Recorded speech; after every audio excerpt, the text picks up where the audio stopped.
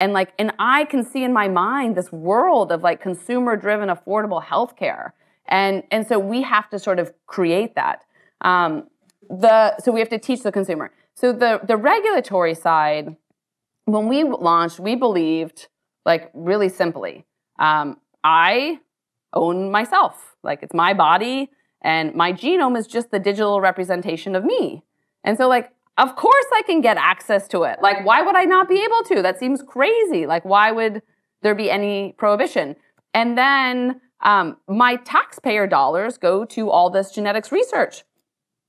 So why wouldn't I be able to get access to that? Like, all I want to do is connect my own body, my genome, and like understand what's happening with all this research. And like, I already paid for that research. Like, I want to see what it is. So the idea was like, we're not interpreting, like we're connecting the dots for you. And sorry, I was like cold.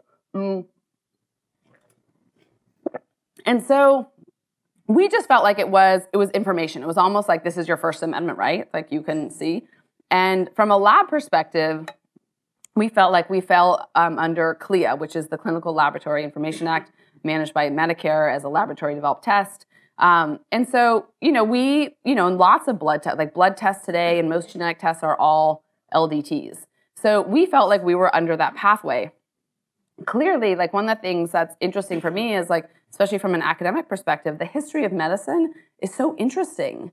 And, birth control tests used to be super controversial. And anytime the consumer is at the point of interaction, like it's a direct-to-consumer, that's really controversial. So we realized like that we were just getting, there was a lot of controversy around us because of the direct-to-consumer. And so we did have sort of what's now known as the most well-read ever warning letter by the FDA's history, which I actually in some ways I'm really proud of. Like, I think that was a sign that we're like doing something really different. It was sort of radical. Like, it's the change that we want. And our approach to it has been to work with the agency and say, you know what, like trying to fight with the agency or like sort of that arrogance of like, well, we'll show you.